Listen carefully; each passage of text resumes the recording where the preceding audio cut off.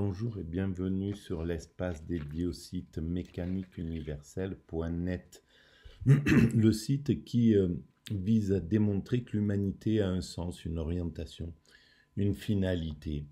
Nous évoluons vers notre ultime perfection. Le phénomène humain évolue vers son ultime perfection. La fusion avec le principe créateur, qui est l'essence de ce que nous appelons l'amour, qui a une sensation en réalité. Et donc, en fait, on pourrait dire, c'est l'accession à l'extase. Voilà. Pour démontrer cette théorie, je m'appuie actuellement sur le Ainsi parlait Zarathustra de Nietzsche.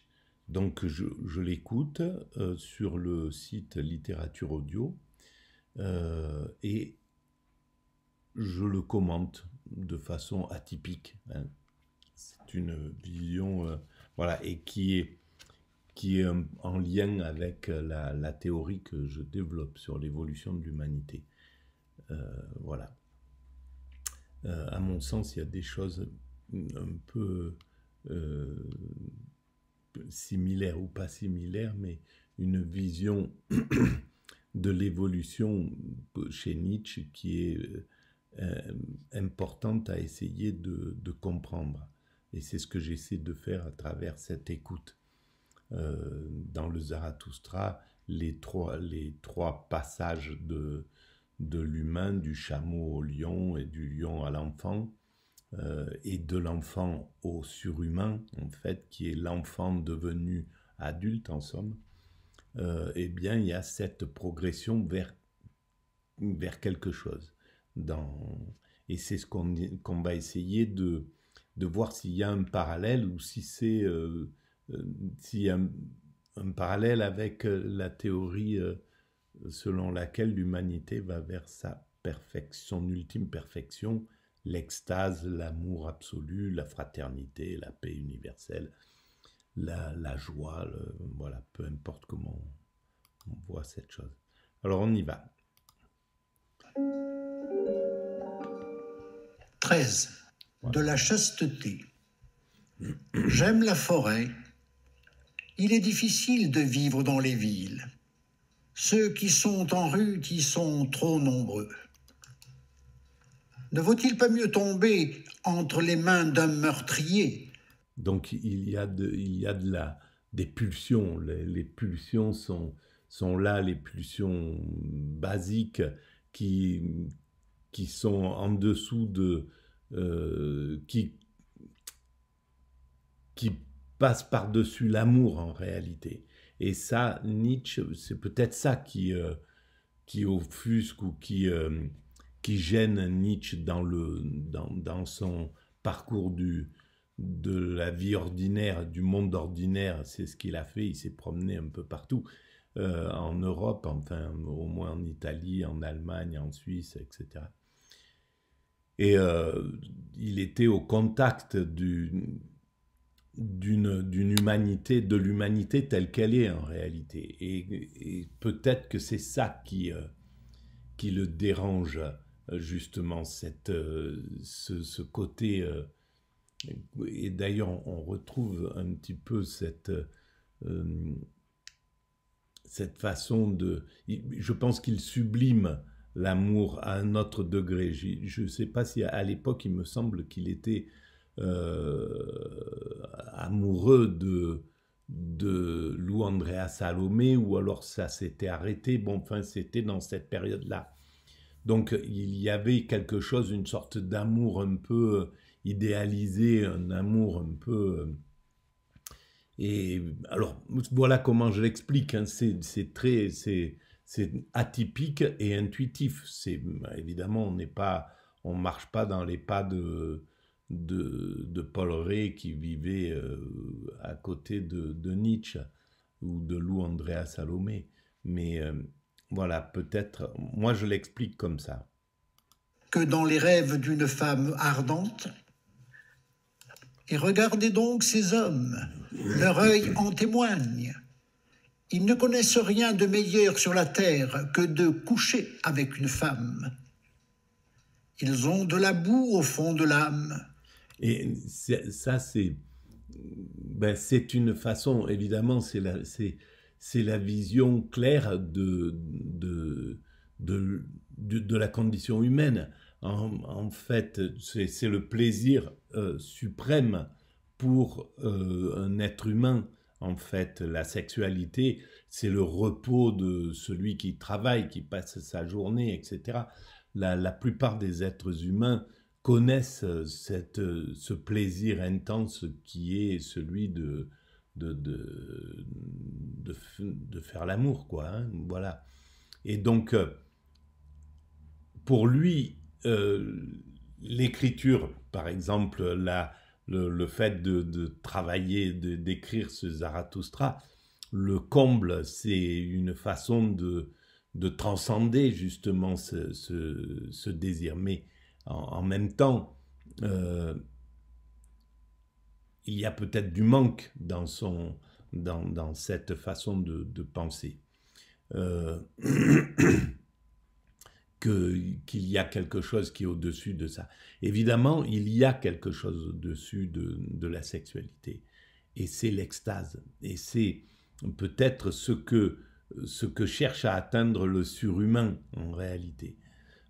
Et l'extase est au-dessus parce que au niveau sensation, c'est plus fort que la sensation de l'orgasme. Et malheur à eux si leur boue a de l'esprit. Si du moins vous étiez une bête parfaite. Mais pour être une bête, il faut l'innocence. Est-ce que je vous conseille de tuer vos sens? Je vous conseille l'innocence des sens. Est-ce que je vous conseille la chasteté? Chez quelques-uns, la chasteté est une vertu. Mais chez beaucoup d'autres, elle est presque un vice. C'est là où évidemment, la vision est très juste chez certains. La chasteté va être transcendée en réalité. La sexualité va être transcendée en art, en musique, en peinture, en écriture. Voilà, donc ça va être transcendé. Et pour le religieux qui contraint cette sexualité, mais qui ne tombe pas dans le spirituel suffisamment, qui reste en surface, qui est religieux par obligation, en somme. Là, il y a un problème, en fait. Cette contrainte du corps, cet empêchement de la sexualité pose un problème, et à son époque, comme à notre époque, les problèmes qu'ont pu vivre les églises sont, dans la sexualité déviante de certains prêtres, eh bien, elle est liée justement au fait que cette contrainte est trop forte pour l'être humain. Ceux-ci sont continents peut-être, mais la chienne sensualité se reflète avec jalousie dans tout ce qu'ils font, même dans les hauteurs de leur vertu. Voilà. Ou alors cette contrainte va culpabiliser ses ouailles, ses semblables, parce que lui ne pouvant pas atteindre ce plaisir, eh bien il va essayer d'en dissuader ses semblables. Jusque dans leur esprit rigide, cet animal les suit avec sa discorde. Et avec quel air gentil la chienne sensualité sait mendier un morceau d'esprit quand on lui refuse un morceau de chair. Vous aimez les tragédies et tout ce qui brise le cœur, mais moi je suis méfiant envers votre chienne. Vous avez des yeux trop cruels, et plein de désir, vous regardez vers ceux qui souffrent. Votre lubricité ne s'est-elle pas travestie pour s'appeler pitié? Et je vous donne aussi cette parabole. Ils n'étaient pas en petit nombre, ceux qui voulaient chasser leurs démons et qui entrèrent eux-mêmes dans les pourceaux.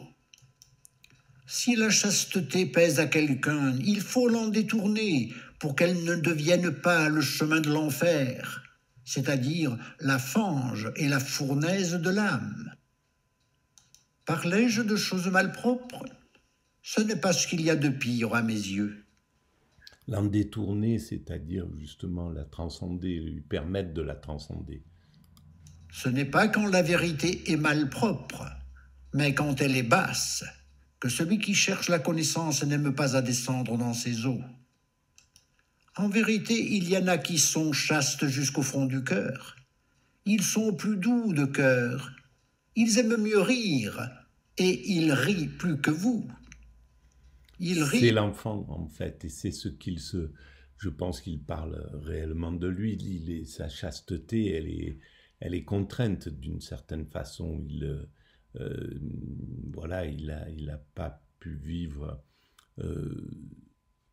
un épanouissement sensuel et amoureux.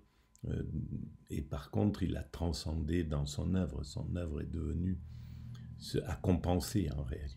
Aussi de la chasteté et demande « Qu'est-ce que la chasteté ?» La chasteté n'est-elle pas une vanité? Mais cette vanité est venue à nous. Nous ne sommes pas venus à elle. Nous avons offert à cet étranger l'hospitalité de notre cœur. Maintenant, il habite chez nous. Qu'il y reste autant qu'il voudra.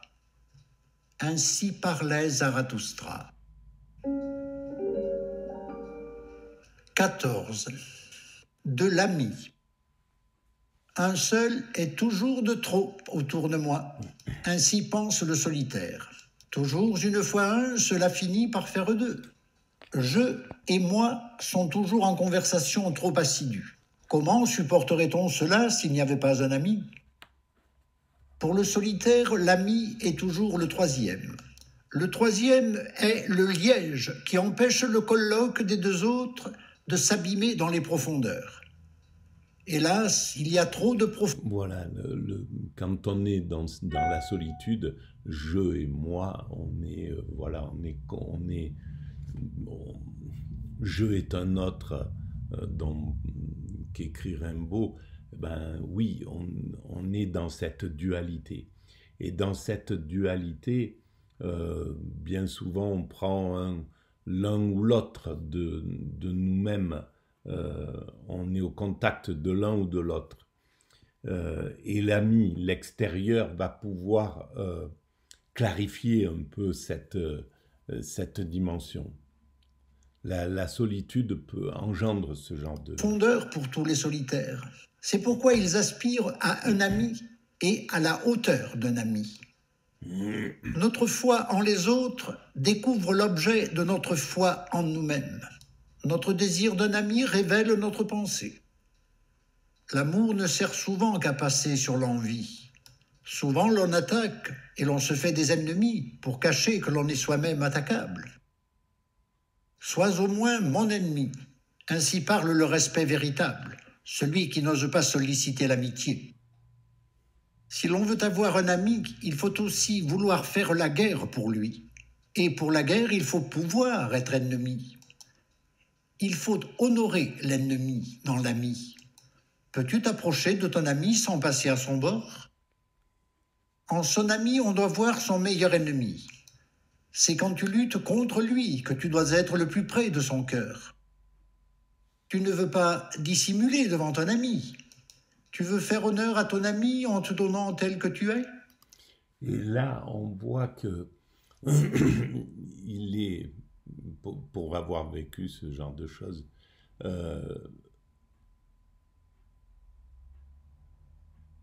quand on est dans la créativité, très certainement Nietzsche avec les quelques amis qu'il avait, y compris au tout début avec Wagner, etc., est rentré en contradiction avec eux. C'était des amis, mais qui lui apportaient la contradiction. Et c'était insupportable pour Nietzsche, qui était convaincu du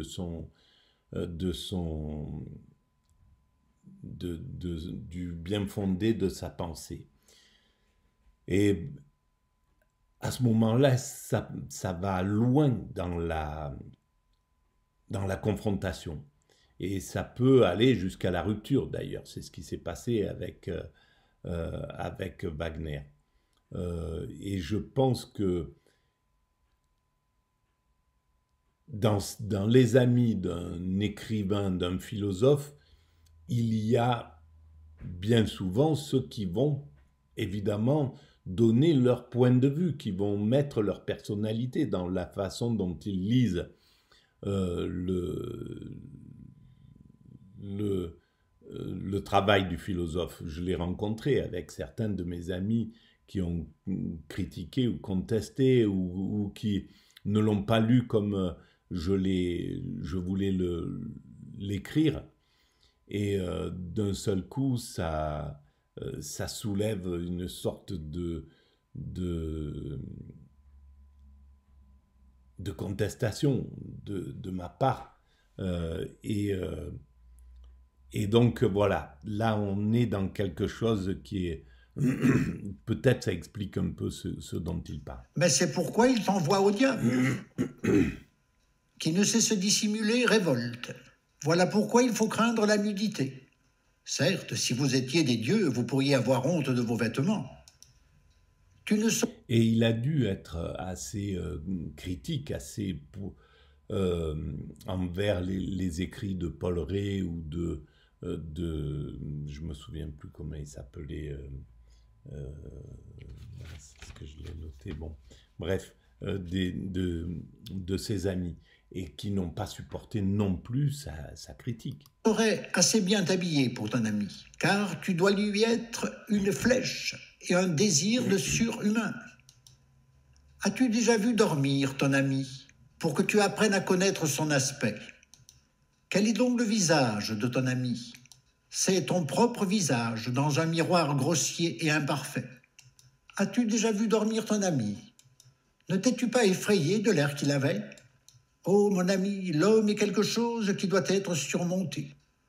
L'ami doit être passé maître dans la divination et dans le silence. Tu ne dois pas vouloir tout voir. Ton rêve doit te révéler ce que fait ton ami quand il est éveillé. Il faut que ta pitié soit une divination, afin que tu saches d'abord si ton ami veut de la pitié. Peut-être aime-t-il en toi le visage fier et le regard de l'éternité. Il faut que la compassion avec l'ami... C'est là où on voit à quel point c'est puissant cette œuvre, parce que chaque phrase mériterait une analyse.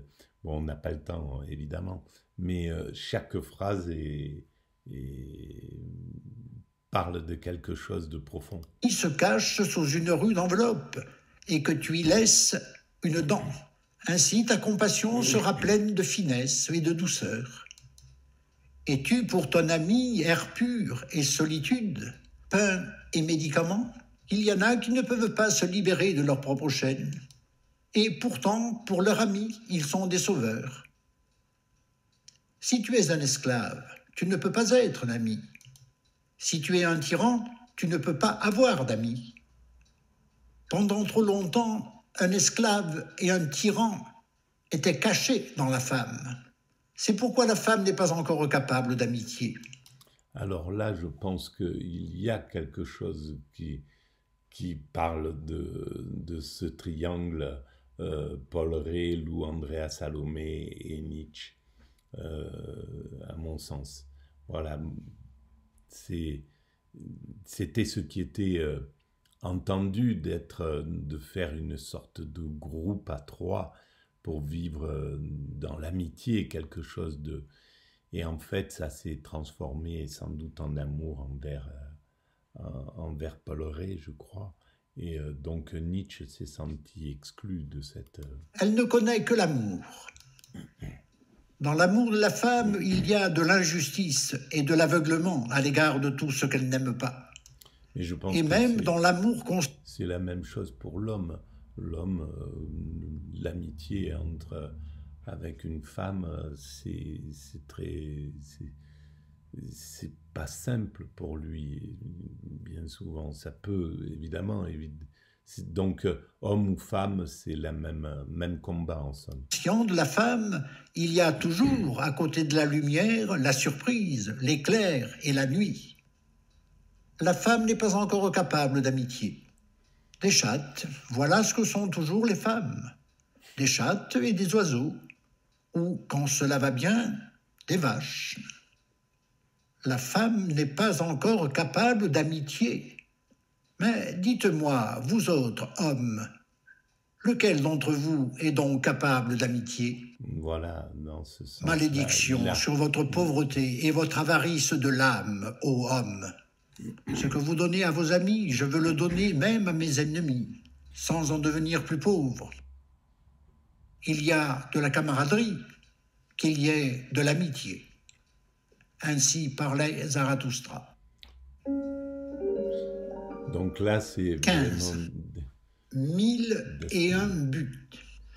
Zarathustra a vu beaucoup de contrées et beaucoup de peuples. C'est ainsi qu'il a découvert le bien et le mal de beaucoup de peuples. Zarathustra n'a pas découvert de plus grande puissance sur la terre que le bien et le mal. Aucun peuple ne pourrait vivre sans évaluer les valeurs. Mais s'il veut se conserver, il ne doit pas évaluer comme évalue son voisin. Beaucoup de choses qu'un peuple appelait bonnes, pour un autre peuple étaient honteuses et méprisables. Voilà ce que j'ai découvert. Ici, beaucoup de choses étaient appelées mauvaises. Et là-bas, elles étaient revêtues du manteau de pourpre des honneurs.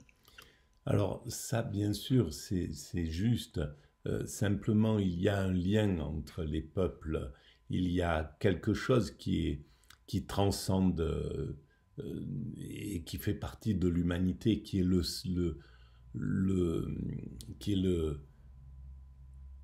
squelette de l'humanité. Et chaque peuple organise sa morale, etc., avec l'esprit du peuple, et de ce peuple ou de cette nation. Mais il y a un tronc commun, en fait. Et c'est ce tronc commun qui est important d'éclairer maintenant pour finir d'unifier l'humanité. Jamais un voisin n'a compris l'autre voisin. Son âme s'est toujours étonnée de la folie et de la méchanceté de son voisin. Une table des biens est suspendue au-dessus de chaque peuple. Or, c'est la table de ceux qui l'a surmontée. C'est la voie de sa volonté et de puissance. Et c'est tout l'intérêt du voyage. Et d'ailleurs, on est rentré dans un monde, au moins pour l'Occident, parce que malheureusement, c'est pas bien distribué. Le monde entier ne peut pas aller à la rencontre d'autrui facilement. Ça se fait, bien entendu, de mieux en mieux, mais cette rencontre permet justement de comprendre que le tronc commun dans l'étranger, en fait, dans celui qu'on va visiter. Est honorable ce qui lui semble difficile. Ce qui est indispensable et difficile s'appelle bien.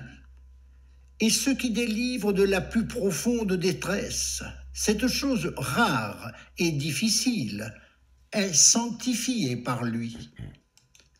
Ce qui le fait régner, vaincre et briller, ce qui excite l'horreur et l'envie de son voisin, c'est ce qui occupe pour lui la plus haute et la première place.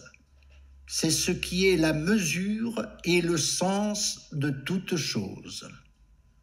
En vérité, mon frère, lorsque tu auras pris conscience des besoins et des terres d'un peuple, lorsque tu connaîtras son ciel et son voisin, tu devineras aussi la loi qui régit ses victoires sur lui-même et tu sauras pourquoi c'est sur tel degré qu'il monte à ses espérances. Alors, si c'est encore d'actualité, évidemment, on voit bien qu'il y a des différences entre le peuple chinois, le peuple camerounais, le peuple italien, même en Europe, voilà, le peuple américain, le peuple. Euh, nous tendons vers l'universalité. Donc, c'est en train de vraiment... il y a un travail d'unification qui est dense. Alors, on ne le voit pas encore de façon limpide, mais il suffit d'imaginer encore 100, 200, 300 ans d'évolution d'interdépendance, de rencontres, etc., d'éducation, de libération de l'être humain pour comprendre que on dépassera l'état actuel, qui a largement dépassé l'état où Nietzsche parle de peuple.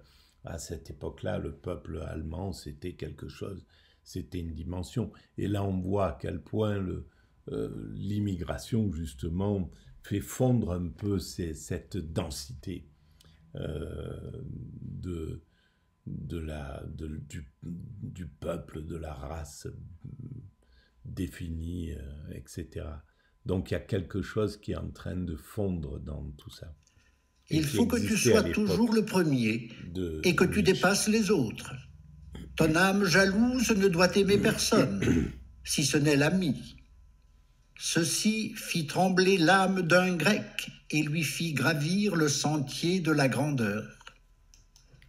Dire la vérité et savoir bien manier l'arc et les flèches, ceci semblait cher et difficile en même temps au peuple d'où vient mon nom.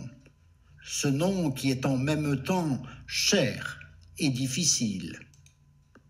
Honorer père et mère, leur être soumis jusqu'aux racines de l'âme. Cette table des victoires sur soi-même, un autre peuple la suspendit au-dessus de lui, et il devint puissant et éternel. Être fidèle, et à cause de la fidélité, donner son sang et son honneur, même pour des choses mauvaises et dangereuses. Par cet enseignement, un autre peuple s'est surmonté, et en se surmontant ainsi, il devint gros et lourd de grandes espérances. En vérité, les hommes se donnèrent eux-mêmes leur bien et leur mal. En vérité, ils ne les prirent point, ils ne les trouvèrent point, ils ne les écoutèrent point comme une voix descendue du ciel. C'est l'homme qui mit des valeurs dans les choses, afin de se conserver. C'est lui qui créa le sens des choses, un sens humain. C'est pourquoi il s'appelle homme, c'est-à-dire celui qui évalue. Évaluer, c'est créer. Écoutez donc, vous qui êtes créateurs, c'est leur évaluation qui fait des trésors et des joyaux de toutes choses évaluées. C'est par l'évaluation que se fixe la valeur. Sans l'évaluation, la noix de l'existence serait creuse.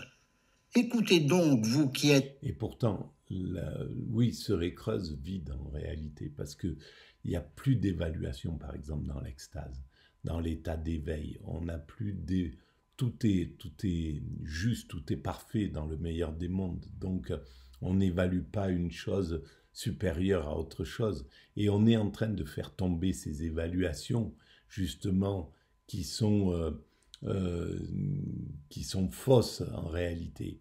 Ça a été, c'est le travail de Nietzsche, justement. Il fait partie de ceux qui font tomber des évaluations. Certains types d'évaluation. Mon peuple est supérieur au tien, etc. Le créateur. Les valeurs changent lorsque le créateur se transforme. Celui qui doit créer détruit toujours. Les créateurs furent d'abord des peuples, et plus tard seulement des individus. En vérité, l'individu lui-même est la plus jeune des créations. Des peuples jadis suspendirent au-dessus d'eux une table du bien. Les peuples, c'est-à-dire que tout le monde était dans la fusion du groupe, de la tribu, etc., de la cité. L'individualité n'était pas marquée. Elle commence avec le siècle de Nietzsche, justement, l'individualité. Avec Freud, voilà, qui commence à s'intéresser à l'individu. L'amour qui veut dominer et l'amour qui veut obéir se créèrent ensemble de telles tables. Le plaisir du troupeau est plus ancien que le plaisir de l'individu, et tant que la bonne conscience s'appelle troupeau, la mauvaise conscience seule dit « moi ». Mais justement, là, c'est en train c'est en devenir, c'est en évolution. L'individu n'a pas encore trouvé ses marques. C'est à travers le narcissisme qu'il parle d'individualité aujourd'hui. C'est en voulant se distinguer à tout prix du groupe humain. Mais ça, c'est juste un moment de l'évolution de l'humanité. Évidemment, à un certain moment, on atteindra la pure individualité, c'est-à-dire l'extase, l'éveil. Dans l'éveil, l'être humain est dans son individualité, et son individualité est en fusion avec le reste de la création, mais pas qu'avec l'humanité, avec le tout, avec l'ensemble. Mais en même temps, il aura acquis une liberté absolue vis-à-vis de tout le reste. Mais c'est l'ensemble humain qui peut atteindre ça, pas un seul individu. Un seul individu peut l'atteindre, ça, il peut devenir Bouddha, un être humain, mais en réalité, ça fait pas la marche de l'humanité. Disons que ça aide la marche de l'humanité, mais l'humanité, c'est dans son ensemble qu'elle doit se libérer complètement. En vérité, le moi rusé, le moi sans amour, qui cherche son avantage dans l'avantage du plus grand nombre, ce n'est pas là l'origine du troupeau, mais son déclin. Ce furent toujours des fervents et des créateurs qui créèrent le bien et le mal. Le feu de l'amour et le feu de la colère l'allument au nom de toutes les vertus. Zarathustra vit beaucoup de pays et beaucoup de peuples. Il n'a pas trouvé de plus grande puissance sur la terre que l'œuvre des fervents. Bien et mal, voilà le nom de cette puissance. En vérité, la puissance de ses louanges et de ses blâmes est pareille à un monstre. Dites-moi, mes frères, qui me terrassera ce monstre ? Dites, qui jettera une chaîne sur les 1000 nuques de cette bête ? Il y a eu jusqu'à présent 1000 buts, car il y a eu 1000 peuples. Il ne manque que la chaîne des 1000 nuques. Il manque la chaîne, le lien.